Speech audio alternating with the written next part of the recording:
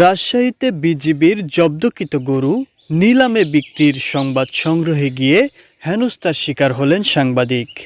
বিস্তারিত দেখতে থাকুন, মতামত জানিয়ে পাঁচি টিভির সঙ্গে থাকুন। ধন্যবাদ।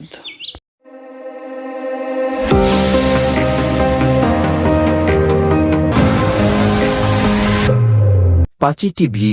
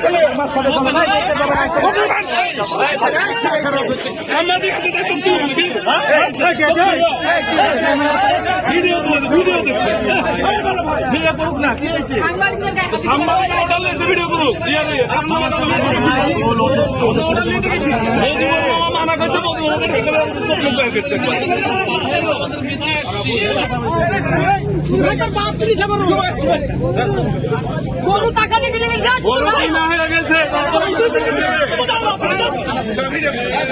আপনি কি জানেন?